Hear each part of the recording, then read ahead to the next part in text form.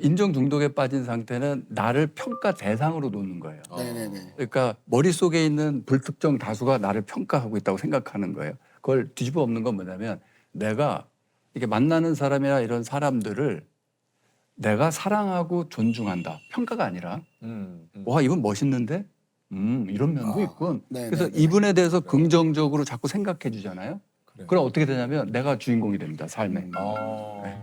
그리고 전전도피지로 활성화되고 그러면 이분이 나를 어떻게 생각할까 하는 게 많이 줄어듭니다. 네. 인정을 하니까. 내가 인정해주고 내가 사랑과 존중을 하는 거예요.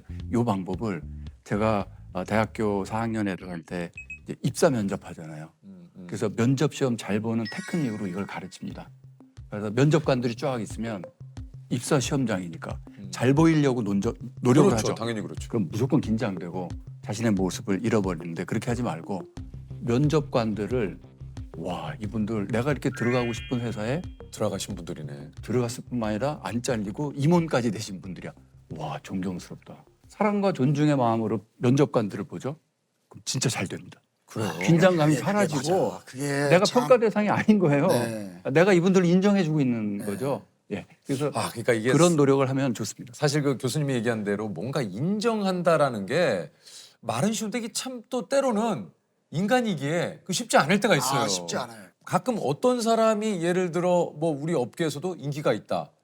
인기가 있는 이유가 있지. 저 사람은 인기가 있을 만해. 저 사람의 어떤 부분이 그럴까? 이렇게 인정을 하면 되는데 예를 들면 아니 왜 쟤가 어쨌지. 나보다 인기가 있지? 네. 아니 나 이유를 모르겠네? 아니 난 걔 좋다고 그래도 나 모르겠어. 근데 참 재밌는 거 네. 이것도 뇌과학적으로 네. 밝혀진 건데 재밌는 게 있습니다. 뭐냐면 제가 그러니까 존중을 강조합니다. 타인을 존중해라 또는 나를 존중해라. 그럼 내가 나를 존중하면 타인을 무시하게 되는 거 아니야? 그럼 내가 나를 존중하니까 이게 근데 그렇지 않습니다. 내 자신에 대한 정보 처리의 뇌 영역과 타인에 대한 정보 처리의 뇌 영역이 거의 일치해요. 그 결과 무슨 일이 나오냐면 자기 존중심이 쫙 단단하고 높아지죠. 그럼 타인을 존중하게 존중하지. 됩니다. 그래요. 그리고 맞아요. 세상에 존중할 사람 하나도 없네. 남을 다 이렇게 깎아내리는 사람들의 특징은 뭐예요? 내가 나를 속으로 비하하고 있는 겁니다. 아, 내가 나를 무시하고 있는 겁니다. 나도 무시하고 남도 무시하는 상태잖아요. 그러면 전전도피질이 약화되는 사람, 멘탈이 한마디로 약한 사람. 그리고 우리가 이제 의무 교육을 쭉 어려서부터 받아오잖아요. 쭉. 그러면 항상 어떤 압박을 받고 사는 거냐면 너는 옳아야 돼. 정답을 얘기해야 되고 너는 옳아야 돼. 그래서 자꾸 우리가 나는 옳아, 나는 옳아. 이거를 속으로 내면 소통을 하고 삽니다. 그러다 보니까 이제 부정적 댓글 남기는 사람의 공통적인 특징이 어떻게 되냐면 나는 모든 걸 알고 내 말은 옳은 거예요. 맞아, 전제를 맞아요. 보세요. 그렇죠. 내가 다 알아. 내가 다 네네네네. 옳아. 남은 옳은 거예요. 맞아요. 그래서 제가 정말 우리에게 필요한 거는 내가 옳다는 생각이 아니라 친절한 겁니다. 그래서 이걸 간단하게 하면 맞는 것 영어로 표현하자면 being kind. 맞아요. 친절하냐가 중요한 거죠. 그 친절한 게 나에 대해서 그 여기 자기도 행복해지고 자기 능력도 좋아집니다. 혹시 그렇다면 이 부정적 사고 아까 좀 얘기를 쭉 하셨는데 이것을 조금 긍정적 사고로 좀 바꿀 수 있다고 할까요? 이럴 수 있는 방법도 좀 있습니까? 그게 6가지 자기 긍정, 타인 긍정을 훈련하면 됩니다. 어떻게 하는 겁니까? 용서, 연민, 사랑, 수용, 감사, 존중. 그러니까 다 용서면 뭐 내가 나를 먼저 용서하고 타인을 용서하고 용서하고. 그리고 갑자기 용서해라 뭐 연민을 느껴라 그러면 이게 무슨 뭐 목사님 설교 주제인가 뭐 이렇게 생각하실 수도 있지만 네. 용서는 뇌과학에서 요즘 가장 뜨는 연구 주제입니다. 그래요? 왜냐하면 용서의 힐링 효과, 치유 효과가 너무나 세기 때문에 거의 만병통치약이에요. 그동안 나온 연구들 보면. 그래서 내가 나를 먼저 용서하고 그 다음에 남을 용서하고 사랑은 이제 로맨틱 러브 이게 아니라 내가 나의 건강과 행복을 바라고 타인의 건강과 행복을 바라고 이런 훈련을 그 내면 소통 훈련을 계속 해가면 그러면 단단해집니다. 이게 그 교수님이 지금 사랑에 대해서 얘기를 하셨지만 이 얘기는 사실 저희가 늘상 듣는 얘기인데 그렇죠. 이게 이게 참 쉽지가 않아요. 어려워요. 네. 이게 어려워요. 어렵죠. 그죠? 어려워요. 사랑은 어렵죠. 네. 그런데 제가 자신 있게 얘기합니다. 사랑과 존중 없이 사는 삶이 훨씬 더 어려워요. 아, 훨씬 더 괴롭고 맞아. 근데 이거는 그게 사실 사랑이죠. 교수님이 얘기를 해주셨지만 하루아침에는 되고 연습을 해야겠네요. 연습을 해야 돼. 연습을 진짜로. 그러니까 인정하고 존중하고 뭐 예를 들면 이런 부정적인 생각과 부정적인 마음. 아 열받아 오늘 뭐 할 것도 없는데 날씨 왜 이렇게 좋은 거야? 날씨가 좋은데 왜 열받을 일이에요? 근데 상황에 따라서는 이것도 사실 부정적인 생각이 들 수 있는. 그런데 많은 경우에요. 네. 이 부정적인 거는 생각이라기보다 감정이고요. 정확하게 말하면. 네. 그 부정적인 감정, 감정은? 분노, 짜증 이거는 몸에서부터 올라옵니다. 몸의 신호예요. 그래요.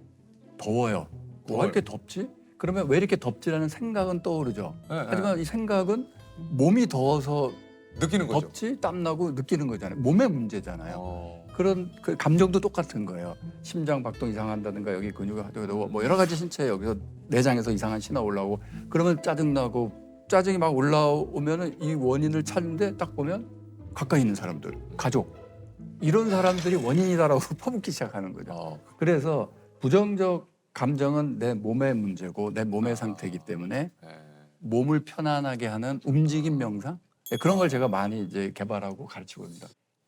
저는 가끔 명상을 하거든요. 혼자서 사우나에 가면 그 안에 들어가 있는 시간 동안 가만히 이렇게 있어요. 근데 하면서 안 좋은 점이 자꾸 벌어지지 않은 것들을 먼저 제가 생각을 하거든요. 그러니까 이게 좀 명상을 어떻게 좀 할? 그러니까 명상에 대해서 이제 가르치면서 이제 접하게 되는 거는 명상에 대해서 굉장히 잘못된 생각을 하고 계신 거예요. 그건 명상이 아닌데 명상이에요. 대표적인 게 명상이 생각을 억제하고 누르는 거라고 착각을 해요. 생각은요. 내가 하는 게 아니에요. 이걸 깨달아야 돼요. 내가 2분 뒤에 나 무슨 생각하고 있을래? 될까요? 안 되죠. 안 되죠. 돼요. 네. 생각은 내가 컨트롤을 할 수가 없는 거예요. 우리가 그냥 말로 생각한다라고 하지만 생각은 내가 하는 게 아니에요. 생각은 나한테 일어나는 사건이에요. 거의 내 뜻과 상관없이. 네네네. 그래서 그 명상 뭐 하는 거냐? 명상은 뭐 하는 거냐면 알아차림이에요.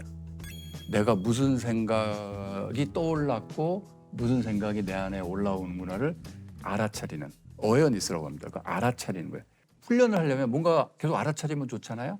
대표적인 게 호흡을 알아차리는 거예요. 호흡을 들어오고 나오고. 지금 우리 말하는 동안 계속 호흡을 했죠? 했죠. 근데 호흡하는 거 못 느꼈죠? 못 느꼈죠. 네. 어느 순간 나 호흡을 좀 들어오는구나 나가는구나. 그러면 이 어웨어니스의 능력이 쫙 좋아집니다.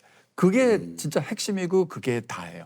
그래서 이거는 이 알아차림 훈련은 꼭 가만히 앉아서 할 필요가 없습니다. 움직이면서도. 네, 움직이면서 사실은 해야 돼요. 걷기 명상, 달리기 명상, 수영하면서 물속 명상 이게 알아차리는데 훨씬 도움이 네. 됩니다. 몸을 다스리는 거죠. 즉 감정을 다스리려면 몸을 다스려야 되는 거고요. 우리가 어떤 일상적인 훈련을 통해서 일종의 마음 근력 훈련인데 그걸 통해서 심장 박동을 좀 차분하게 하는 거 하면 좋겠죠. 대표적으로 제가 추천드리는 게 존2 훈련이라고 있습니다. 심장 박동을 5가지 구역으로 나눴을 때 두 번째 영역 살살 걸어 다니는 것보다는 조금 빨리 천천히 뛰는 정도 그 심박수를 유지하면서 30분 이상 일주일에 서너 번 한 2달 정도 하고 나면 심박이 평소 심박수가 쫙 안정화됩니다. 그래서 그런 유산소 운동을 꾸준히 하면요.